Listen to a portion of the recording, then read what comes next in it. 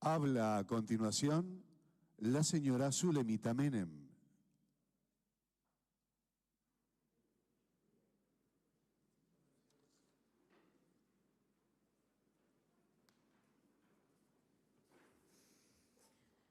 Bueno, no estoy muy acostumbrada a hablar ante un presidente, solo lo hacía delante de mi papá, así que voy a intentar hacerlo. Buenos días, señor presidente, señor ex vicepresidente de papá, tío, señora Karina Milei, y a todos y a cada uno de los presentes que de alguna manera formaron parte de su vida, de nuestras vidas. Quiero agradecerles desde lo más profundo de mi corazón que finalmente se concrete en este acto una fecha con tan importante significado, 35 años después del triunfo de mi padre. Como hija de Carlos Saúl Menem, me siento muy honrada de estar aquí, después de haberlo acompañado durante su ejercicio de la presidencia, desde mi infancia hasta su último latir. Esto me permite decirles que conocí profundamente a mi padre en su faz política y asegurarles que él llevó a cabo su tarea con enorme dedicación y orgullo. Fue un hombre con un gran carisma, de una cordialidad reconocida, con un notable espíritu transformador y una capacidad de trabajo incansable. Gran firmeza en la toma de decisiones y de una claridad y visión que le daban fuerza a sus convicciones. Papá fue un caballero de la política. Estas son algunas de las razones de mi orgullo y lo recordaré siempre con eterna admiración.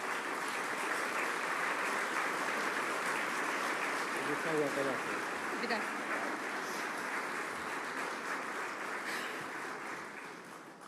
Con posterioridad a que mi padre dejara el ejercicio de la presidencia, su nombre fue sometido por muchos a expresiones descarnadas y hasta injuriosas, a las que él nunca contestó.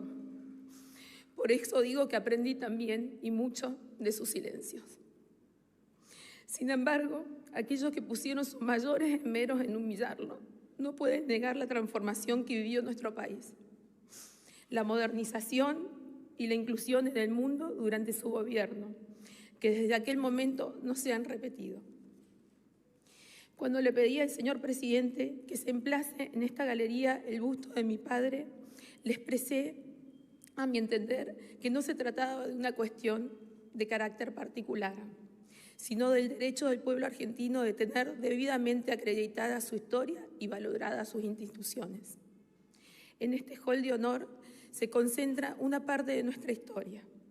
Hombres que con orientaciones diferentes y en situaciones diversas ejercieron la presidencia de la nación.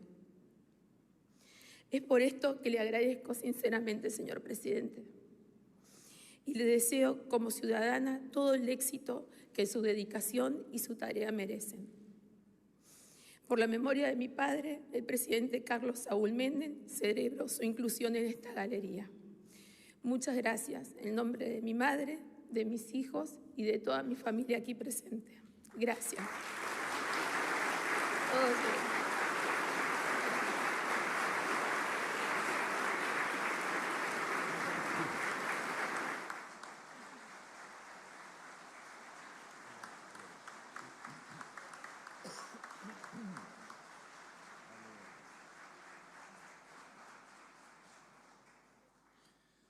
Dirige la palabra a continuación el señor Eduardo Menem.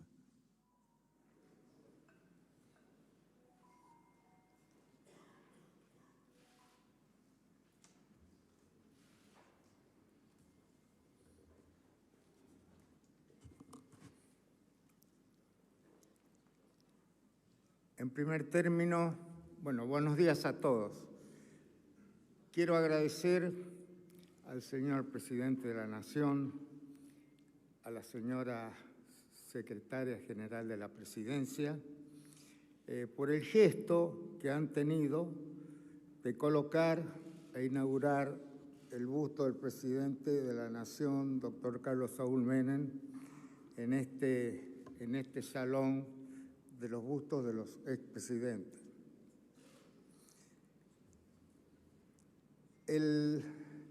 Por otra parte, el presidente Milei, aún antes de ser presidente, tuvo la valentía de resaltar y hablar lo que en realidad había sido el primer gobierno del presidente Menem, a quien él calificó como el más exitoso, el mejor gobierno de la historia, en base a un sistema que establece cómo recibió el gobierno cuando llegó y cómo lo dejó cuando abandonó. Los resultados obtenidos daban ese resultado favorable, que el señor presidente lo ha destacado muchas veces. Además, yo reconozco, señor presidente, su valentía para decirlo, porque cuando alguien hablaba y habla bien del presidente Menem, sale el elenco permanente de denostadores, de depredadores de las honras y de los honores ajenos, tanto de opositores como de ciertos sectores de la prensa. Además, reconozco su deferencia al fijar esta fecha, 14 de mayo, porque fue el día en que Carlos Menem ganó por primera vez la presidencia de la Nación. Así que es una fecha que para nosotros tiene un significado especial, por eso le agradezco esta deferencia. La verdad que este busto tendría que haber sido colocado antes, porque estaba ahí en algún rincón o en algún lugar. Pero bueno, las mezquindades políticas, las miserabilidades de la política hicieron que no esté acá donde, por gentileza del presidente de la Nación, lo ha colocado acá. Es para mí muy difícil hablar en este acto, por eso, contrariamente a mi costumbre, he traído notas para leerlas, porque la verdad es que me siento muy emocionado, porque acá está toda la familia, están los amigos, están sus ex colaboradores, están los que han trabajado con él durante todos los años que ejerció la presidencia, y algunos de ellos lo vienen acompañando desde que fue gobernador en La Rioja. A todos ellos yo les doy mi agradecimiento por estar aquí presentes.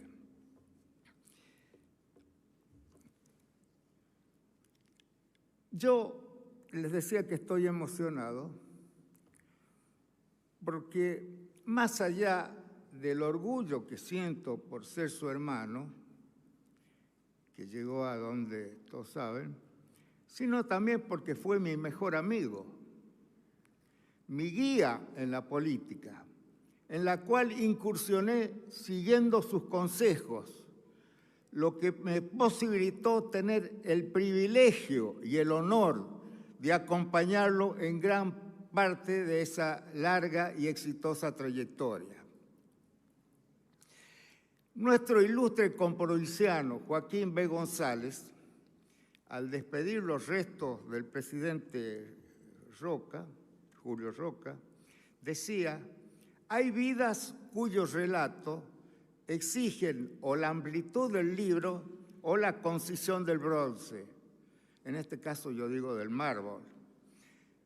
El libro ya lo estoy escribiendo. Por lo pronto tenemos aquí la concisión del mármol. Es tan extensa e intensa la actividad de Carlos que me voy a permitir señalar algunas de las características que yo pienso que hay que señalar. En primer término, era un fiel creyente de la democracia y toda su extensa e intensa trayectoria política se desarrolló siguiendo ese fundamental principio, el de la democracia, como quedó demostrado al ser elegido por el voto popular 3 veces como gobernador de La Rioja, 2 veces presidente de la Nación y 3 veces como senador nacional. Nunca ocupó un cargo que no haya sido por voluntad del pueblo. Como buen demócrata, al decir de Camus, que definía la democracia de esta forma, ejercía la humildad social, lo que significa vivir en la deliberación, no en lo fatalmente impuesto. Carlos era amante de la paz, era un fiel amante de la paz y por eso firmó todos los convenios de Argentina sobre no proliferación nuclear y además firmó con Brasil un acuerdo de controles recíprocos en materia nuclear que fue tomado como modelo en el mundo. Además, solucionó todos los problemas limítrofes que tenía Argentina, ¿no? La frontera más extensa con Chile, que teníamos 24 conflictos limítrofes, se resolvieron 22 en vía directa.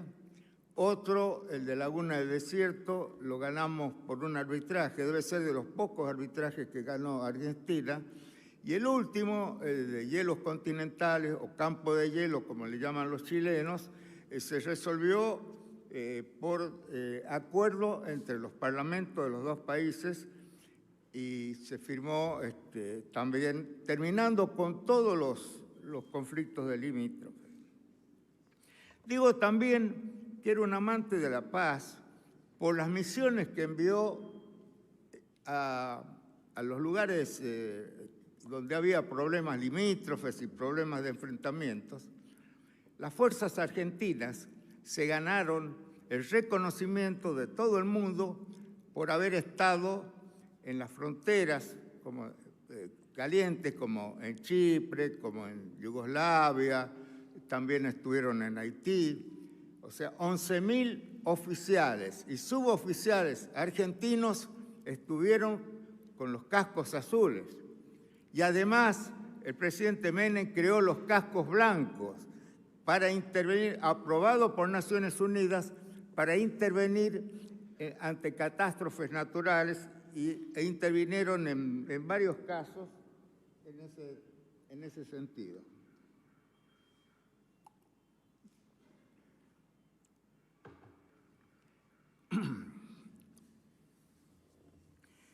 Por otra parte, Carlos fue un verdadero líder, eso es indiscutible, por naturaleza propia, porque demostró tener las condiciones para hacerlo, tales como la seguridad y la confianza de considerarse como tal. Él no solo era, sino que se consideraba un líder.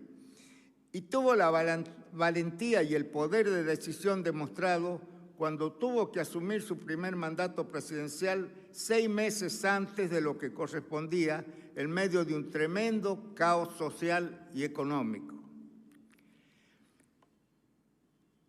En base a ese liderazgo y el poder de decisión que tenía, pudo realizar la más importante reforma del Estado y de la economía que posibilitó derrotar a la hiperinflación y al consiguiente desastre económico causado por ella. No se amilanó cuando a raíz de las reformas que hicieron y de las privatizaciones, lo acusaron de vender las joyas de la abuela. Entre esas joyas de la abuela estaba la compañía telefónica, que tardaba 10 años en colocar un teléfono, y después de las privatizaciones tardaron 48 horas para instalar un teléfono, y además entró la telefonía móvil en nuestro país. Como decía alguien, cuando Carlos asumió el gobierno no teníamos teléfono, y cuando se fue había hasta telefonía móvil de la más avanzada del mundo. La contrarreforma efectuada por el kirchnerismo hizo retroceder al país en todos esos aspectos, hasta dejarlo en la situación calamitosa al terminar sus gobiernos. Los implacables críticos a su gobierno omiten de señalar que gracias a la convertibilidad pasamos a tener una estabilidad económica por 9 años, mientras el PBI creció más del 48%, único en la historia que creció de esa forma en ese tiempo, y el PBI interno per cápita el 31%, el tercero más alto de la historia, solo superado por la década 1880, 1890 y 1910-1920. Carlos soportó un proceso de demonización realmente bochornoso. Lo soportó con entereza y dignidad. La demonización no solo a su persona, sino también a su acción de gobierno. Como se sabe, por las reformas, la modernización del campo, Argentina creció en la producción de grano, en la producción de cereales, creció muchísimo, ¿no? Triplicó la producción, y entre ellos la soja. Entonces también llegaron a demonizar la soja, porque él había crecido en el periodo de Carlos Menem, ¿no? Y alguien del gobierno llegó a decir, bueno, la soja es un yuyo. Y la verdad que se estaban recibiendo importantes sumas de dinero gracias a ese yuyo, ¿no? Y ese proceso de demonización no tenía límites, porque contrataron a un publicista norteamericano, esto fue en el gobierno de la Alianza, Dick Morris, para organizar una campaña de demonización, ¿no?, de desprestigio. Lo denunció la socia de Dick Morris después, para lo cual usaron fondos públicos, algo nunca visto, ¿no?, en ese sentido. Carlos tuvo la grandeza de perdonar a los que, violando groseramente el orden legal, lo privaron de su libertad y de sus bienes durante 5 años, pudiendo acreditar debidamente la legítima adquisición de los mismos, pese al perverso procedimiento de inversión de la carga de la prueba. Preso de la dictadura, alguien dijo que preso de la dictadura fue de los peronistas que sufrieron la cárcel dignamente. Siempre mantuvo su popularidad entre la militancia de base, que veía en él a un peronista auténtico y la encarnación de valores como el federalismo de las montoneras del siglo XIX. Reconocían la provincianía de su piel y su acento y la seducción de un hombre seguro de sí mismo. Por mi parte, yo afirmo que Carlos siempre sintió el orgullo de ser riojano. Carlos demostró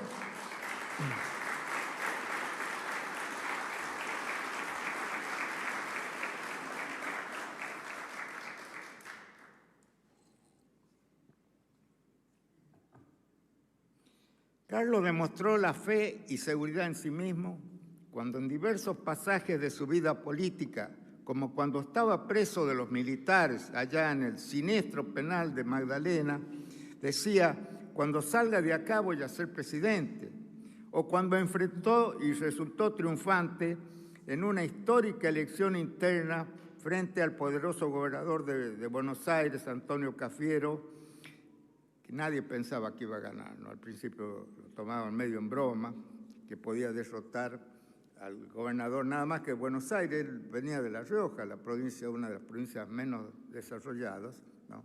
Y además Cafiero tenía el apoyo de todos los gobernadores, menos uno era presidente del partido, en fin. Nadie apostaba un centavo por Carlos, y él se tenía confianza, él decía que iba a ganar, y ganó. O cuando decidió encarar la difícil transformación del Estado y de la economía, o cuando decidió mandar las naves al Golfo Pérsico, cumpliendo con la Carta de las Naciones Unidas ante la invasión de Irak al estado de Kuwait. Carlos tuvo la grandeza en la política, como lo demostró cuando, en las elecciones internas en su partido, invitaba a los que había derrotado a formar parte de su gobierno. O sea, nunca tuvo resentimientos para los que habían luchado con él, y a veces las luchas eran muy drásticas, ¿no? Con muchos ataques. Tuvo la firmeza de reprimir el primer golpe militar, el 13 de diciembre de 1990, el golpe militar contra su gobierno. Fue el único presidente civil que ordenó a los jefes militares reprimir un golpe en contra de sus pares, exigiéndoles una rendición incondicional, lo que fue acatado estrictamente. Fue el primer presidente civil que puso a las Fuerzas Armadas bajo su mando, realmente, no teóricamente. A partir de esa drástica resolución, nunca más hubo un golpe militar en nuestro país. Ese golpe militar lo habían hecho porque estaba por venir al país el presidente Bush padre, y bueno, le habían aconsejado a Bush que no venga por la situación de Argentina, y Bush lo habló al presidente Menem y le dijo que iba a venir el proceso que estaba llevando adelante su gobierno. Estuvo dijo un muy buen discurso en el Congreso de la Nación. Un comunista, cuando estaba hablando Bush, se levantó para querer pararlo, para perturbar, y bueno, por supuesto lo sacaron, pero Bush comentó: yo quisiera saber si él podría hacer lo mismo en el país donde tienen su ideología.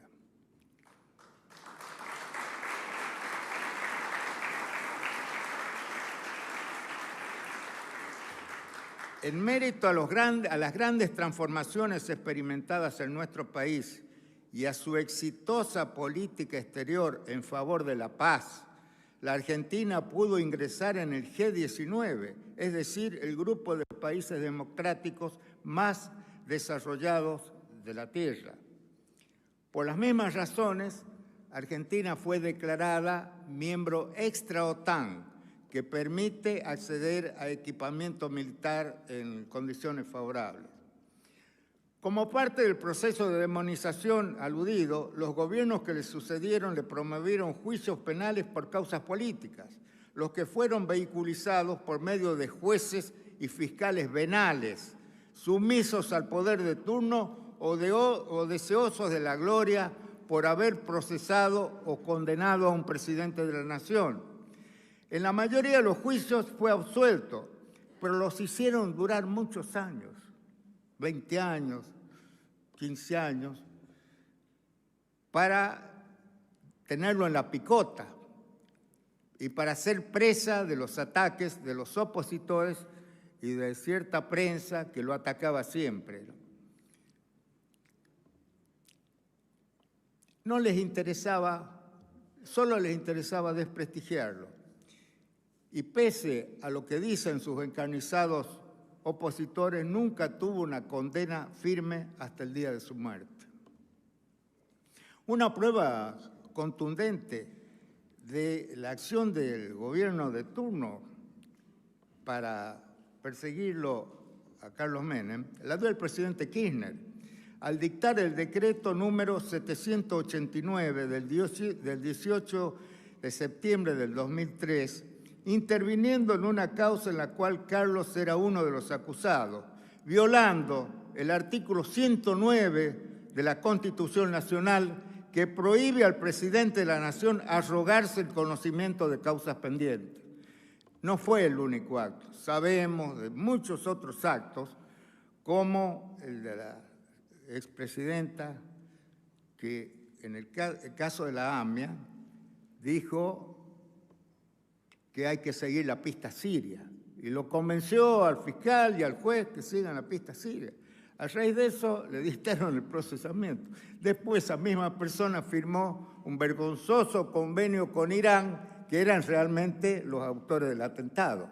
Pero mientras tanto causaron ese daño de un procesamiento totalmente injusto. Nunca hubo tanta libertad de prensa como en el gobierno de Carlos Menem, nunca.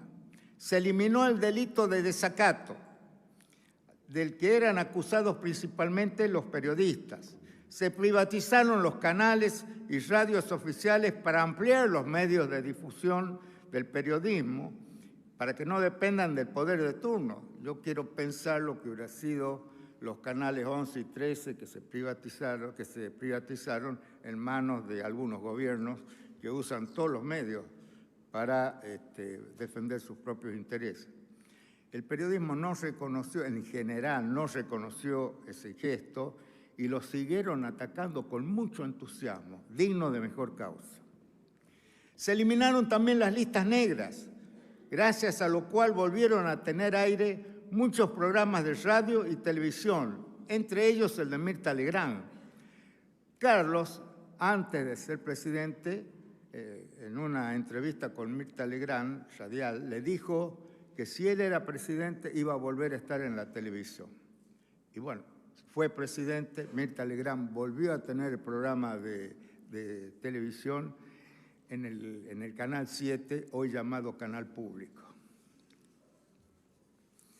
Para ir terminando, quiero recordar una frase bíblica atribuida a San Pablo que Carlos pronunció en el discurso de despedida de los restos del presidente Perón, en el cual él habló en nombre de los gobernadores. Lo eligieron a él para que despida los restos del general Perón, del presidente Perón.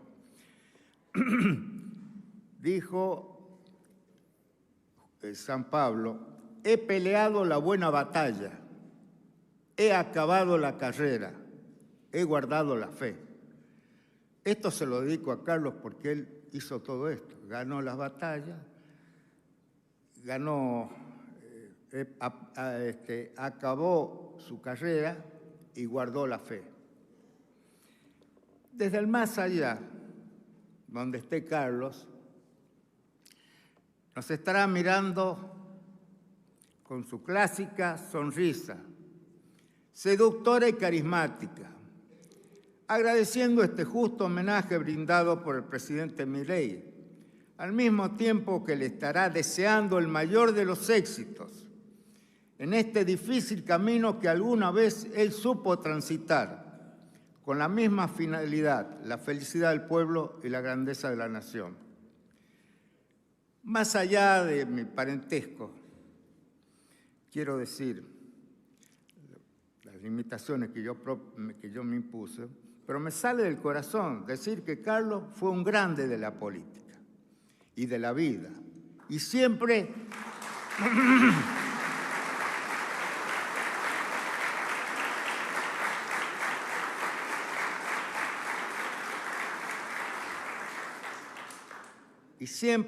tuvo la humildad que solo tienen los grandes y la grandeza que tienen los humildes, a quienes protegió y les dedicó su amor.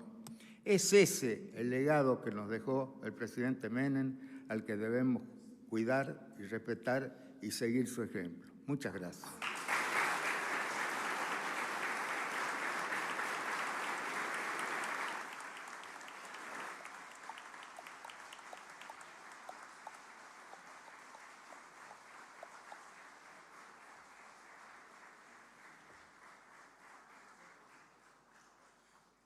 Acto seguido, hace uso de la palabra el señor presidente de la Nación, doctor Javier Milei.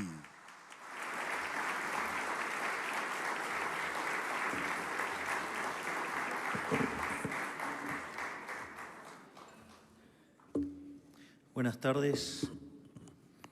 Muchas gracias a todos los aquí presentes.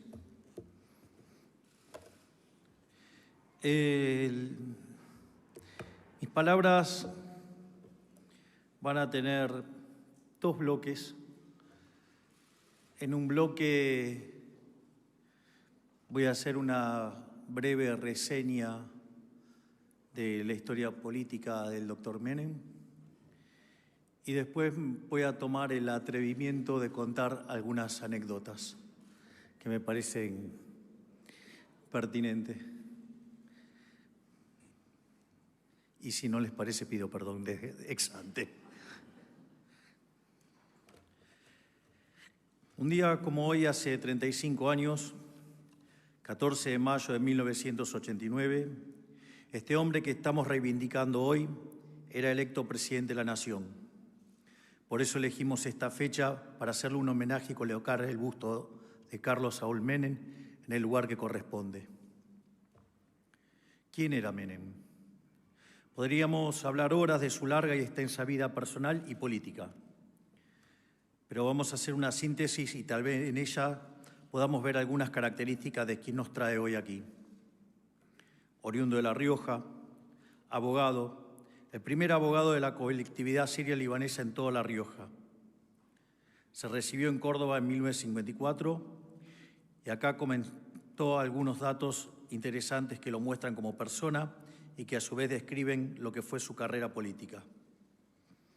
Apenas se recibe, se le acercan en ese entonces del peronismo y le dicen: afiliate al justicialismo y te designamos fiscal. Menem contestó que no, que quería dedicarse a la profesión y que no iba a afiliarse por un cargo. Su pertenencia ideológica era innegable, pero sus principios inamovibles. Por un cargo no iba a hacer o dejar de hacer. Tenía otros objetivos y eran muy claros. Su primer cargo público fue gobernador. No tuvo escala previa en el Estado, no fue subsecretario, ni asesor, ni director, ni viceministro, ni diputado, ni ninguna otra cosa. Directo a la gobernación. Esto describe en parte su audacia. Fue en ternas dentro del partido, las ganó y en 1973 fue electo gobernador. Del sector privado a la gobernación. Tal vez sea ese detalle que más lo distinga a Menem respecto del 99% de los políticos de esa época. Era capitalista como su padre. Venía del sector privado. Sabía ganarse la vida sirviendo al prójimo con bienes de mejor calidad a un mejor precio.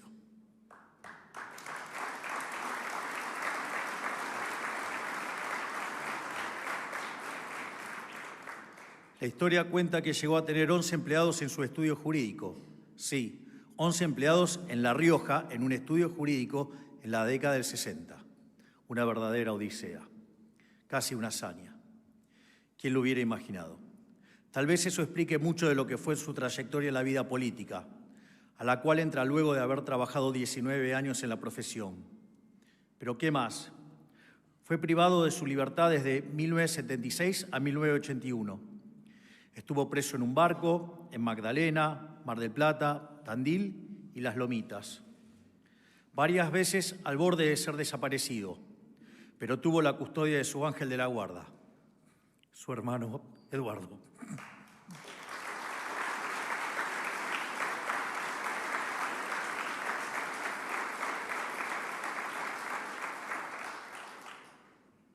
Me emociono porque sé lo que viene en esta parte del discurso, por eso. Una historia que lo pinta de cuerpo entero es la muerte de su madre. En el año 76, cuando lo detienen, se lo llevan preso a Buenos Aires. Su madre, Mojibe, en La Rioja, muy triste por su hijo, sufría mucho la ausencia de su hijo, y más aún porque estaba privado de su libertad. Todos hablaban de lo cariñoso que era Carlos con su familia, especialmente con sus padres. Un día lo llevan a declarar a La Rioja por las causas que le habían iniciado los militares. Su madre lo va a visitar a donde estaba declarando y se ilusiona con que lo iban a dejar en La Rioja, detenido pero al menos en La Rioja. Al otro día de su declaración lo suben a un avión militar y se lo llevan a Buenos Aires de nuevo. Su madre estaba mirando desde el balcón de su casa, observaba el avión y dijo muy triste: ahí se lo llevan a Carlos. Esa misma noche, en medio de esta tristeza, sufre una descompensación y muere al otro día en un infarto masivo. Eduardo solicita a los militares que le permitan a Menem, preso en Buenos Aires, asistir en La Rioja al velorio de su madre. Los militares se lo niegan. La persona que se lo niega fue el general Arguindegui. Luego, Menem sale en libertad, es electo gobernador nuevamente en 1983 y reelecto en 1987, y en 1989 es elegido presidente por primera vez. A los meses de asumido como presidente, utilizando las herramientas constitucionales, toma la decisión de pacificar a la Argentina a través de numerosos indultos, otorgados a militares como así también a guerrilleros.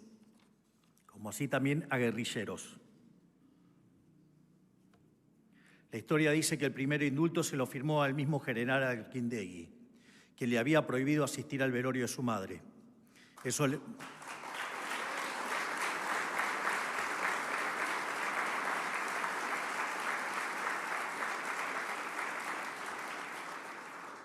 Esto le costó a Menem diversas peleas familiares, con el señor Eduardo, por ejemplo. Cuando estaba indultado nada más ni nada menos que a quien le había impedido despedir a su madre. Cuando lo consultaron por qué lo hacían, Menem respondía hacia sus personas más cercanas que lo más importante era pacificar a la Argentina, que eso estaba por encima de las cuestiones personales. Ese era Menem.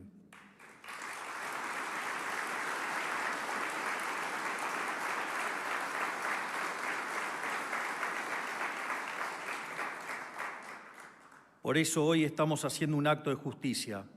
Por eso traemos su imagen a la casa desde la que gobernó la Argentina durante más de 10 años. De esta manera estamos reconociendo su liderazgo, su trayectoria política y sus gobiernos. 3 veces electo gobernador, 2 veces electo presidente, 3 veces electo senador. En todos los casos, siempre por el voto popular.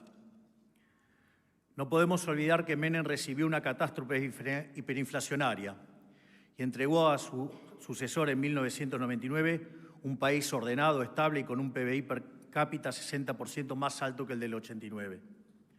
Logró ubicar a la Argentina entre los protagonistas emergentes de la nueva globalización. Modernizó las instituciones en 1994 a través de la reforma constitucional más consensuada de la historia. Lideró con audacia, intuición y pragmatismo. Nos inspiró a quienes creemos en la libertad a seguir su ejemplo. Por todo esto, hoy estamos haciendo homenaje al mejor presidente de los últimos 40 años, al menos.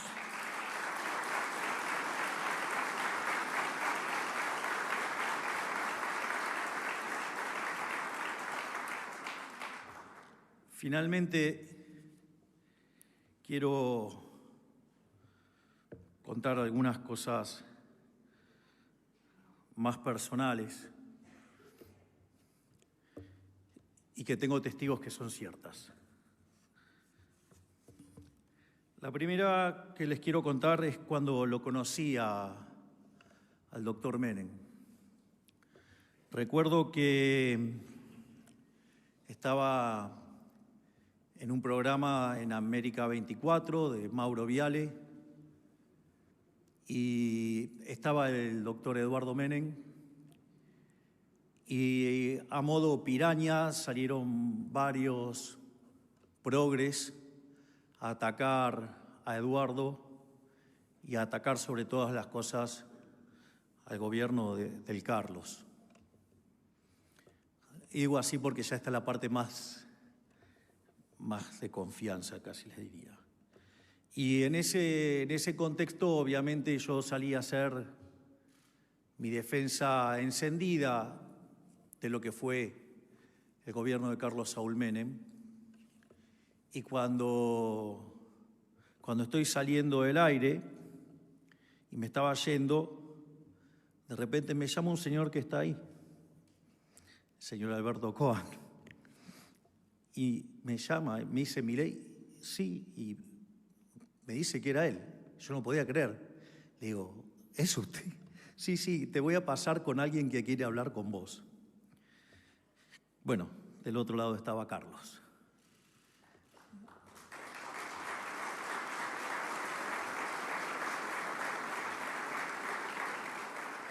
En ese momento Carlos me agradeció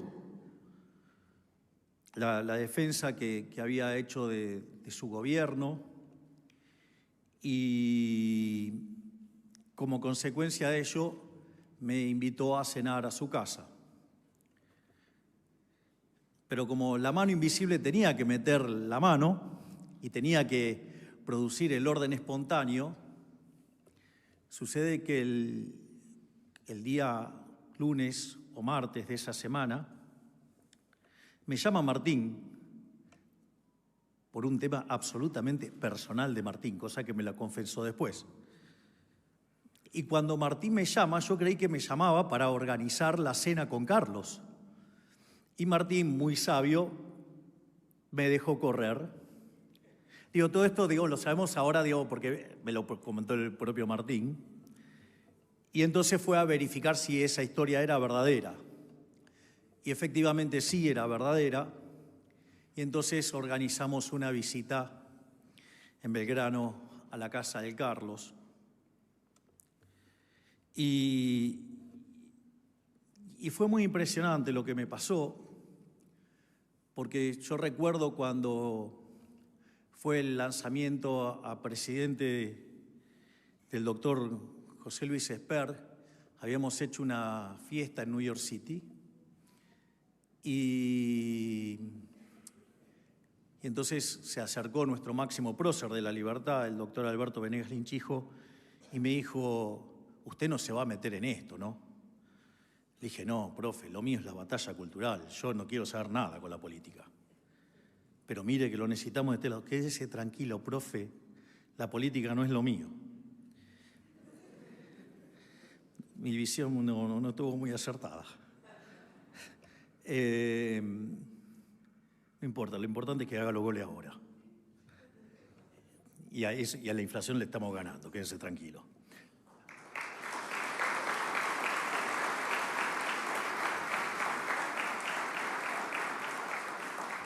Entonces, programamos una visita a la casa de Carlos y cuando llegué, Carlos me saludó con mucho afecto, me dio un beso, un abrazo, y en ese momento me dijo algo que me dejó helada la sangre. Me dijo: vos vas a ser presidente de la Argentina. Pero lo vas a hacer mejor porque vos no solo tenés la intuición y el coraje, sino que tenés el conocimiento. Yo le dije: Carlos, yo odio la política. Me dice: yo nunca me equivoco. Pero Carlos, no me gusta la política. Vos escuchame, nunca me equivoco.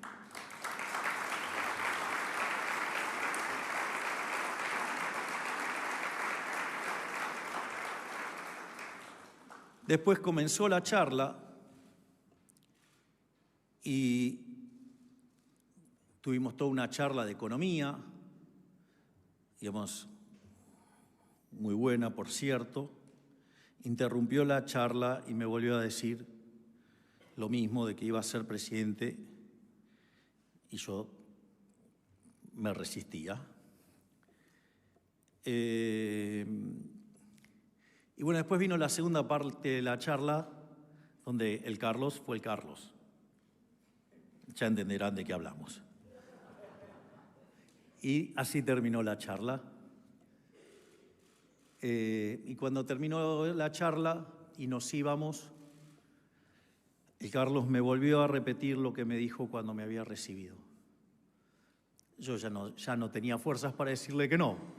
O sea, frente a un hombre con tanto olfato, ya, digamos, no había más argumentos, y vaya que acertó, porque justamente estoy parado aquí siendo presidente de la Nación y con el honor de poder estar inaugurando este busto del doctor Carlos Saúl Menem.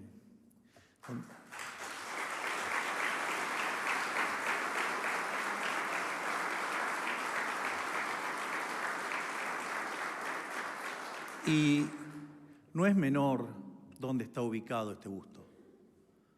Si ustedes se fijan, aquí está el busto de Bartolomé Mitre. ¿Por qué Mitre? La importancia de Mitre. Porque más allá, digamos, de la enorme labor de Urquiza, de poner en práctica la Constitución de Alberdi del 53 a partir del 54,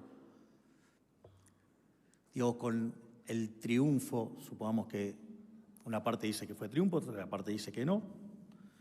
Pero sea por lo que sea, digo, hubo un acuerdo, digamos, para unificar Buenos Aires a las Provincias Unidas del Sur, de constituir Argentina, y a partir de ese año, cuando se empieza a aplicar la Constitución de Alberdi, de ser un país literalmente de bárbaros, en 35 años nos convertimos en la primer potencia mundial.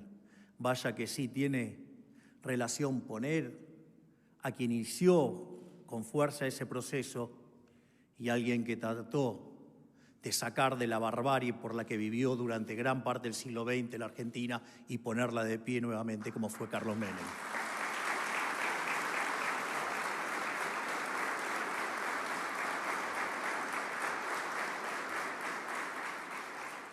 Obviamente hay una reasignación de bustos y obviamente que tiene todo un sentido. Está el busto de Sarmiento, alguien con un coraje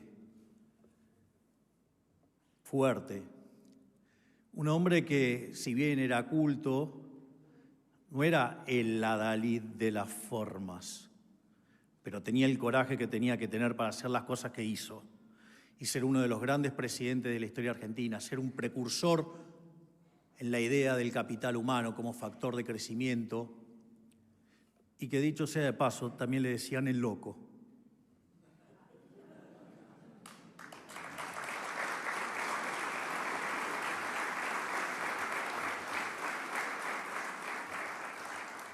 Después, digamos, está el busto de Carlos Pellegrini. Carlos Pellegrini asumió en el medio de una crisis monumental y cuando Pellegrini asumió, hizo lo que tenía que hacer, sin importarle las consecuencias políticas de ello. Hizo lo que tenía que hacer. Cuando Pellegrini termina esos 2 años donde pone en caja la economía argentina y deja las bases para que se reinicie el proceso de crecimiento, va a salir por el Congreso y un asesor le dice: mire, don Carlos, no salga por la puerta principal, salga por el costado. Él vivía a unas pocas cuadras del Congreso. Dice, porque los ánimos están caldeados. Es decir, él había hecho lo que tenía que hacer, había hecho el ajuste, le había puesto la cara al ajuste y en ese momento no era tan fácil comunicar como es ahora. Y la gente estaba enojada con el gringo. ¿Para qué?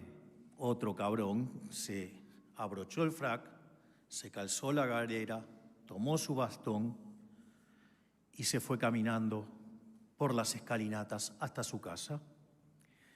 Y obviamente le dijeron de todo menos bonito. Sin embargo, la historia lo recuerda como el piloto de tormentas. No en vano, cuando se lanza la convertibilidad, el 1 de abril de 1991, el billete que elige el doctor Domingo Felipe Cavallo para ese billete era justamente Carlos Pellegrini, el piloto de tormentas, y la publicidad decía: Argentina vuelve a tener peso, y vaya que lo logró.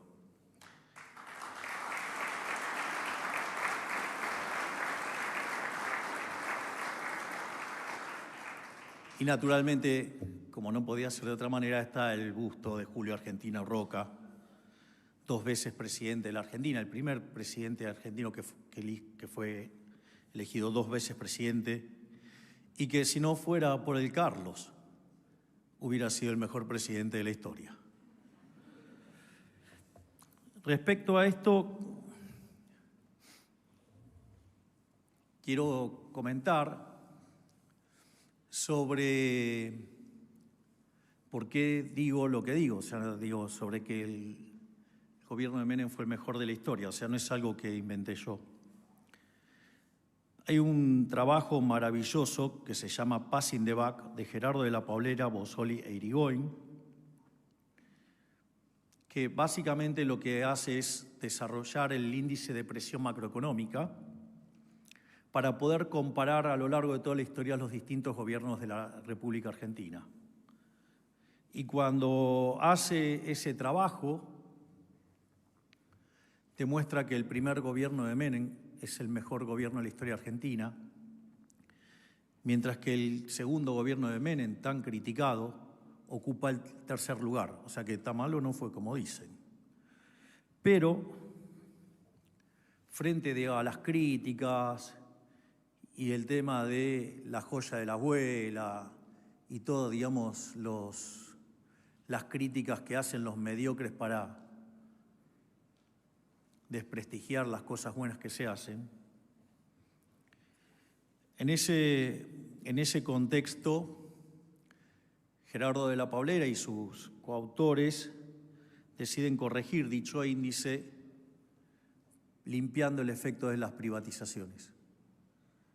Y aún a pesar de eso, el primer gobierno de Menem sigue siendo el mejor de la historia y el segundo cae en el sexto lugar. Así es que, les duela o no, ha sido el mejor presidente de la historia.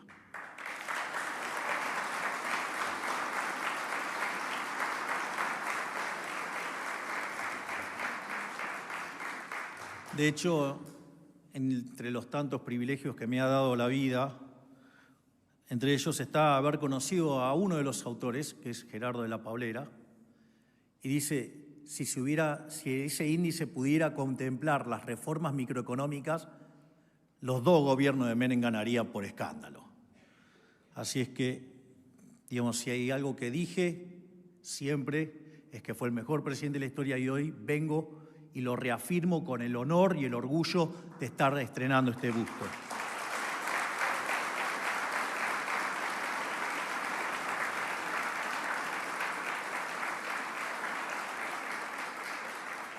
Y ahora sí, por último, una anécdota probablemente mucho más divertida, sobre todo si se llegan a poner en contexto y lo visualizan, porque muestra el liderazgo de Menem. ¿Por qué Menem era un líder superlativo?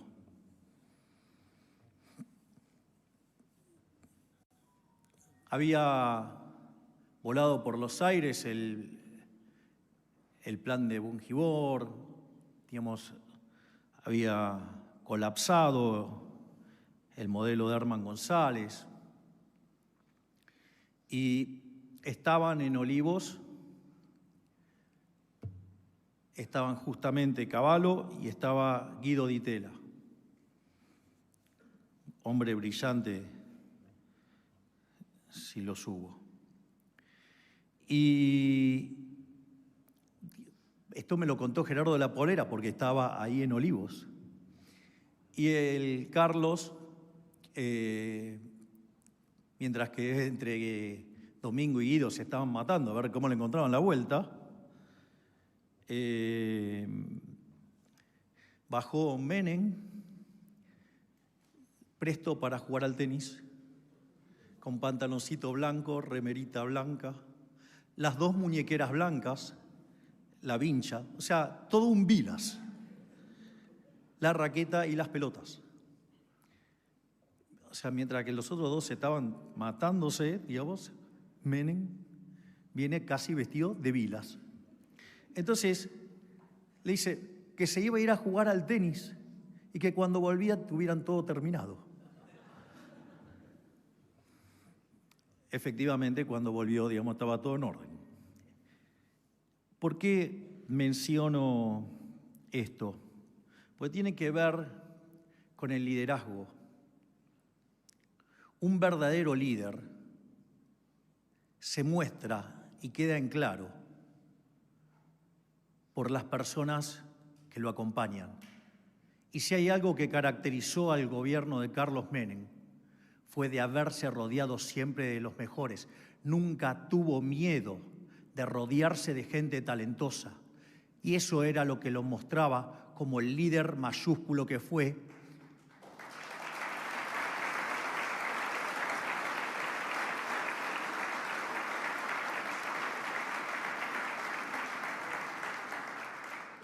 Y si al menos algo que creo que puedo estar más cerca de poder copiarlo es justamente rodearme de los mejores, y que estoy verdaderamente orgulloso del equipo económico y de todo el equipo de gabinete que tengo, con el cual vamos a sacar a la Argentina adelante. Muchísimas gracias.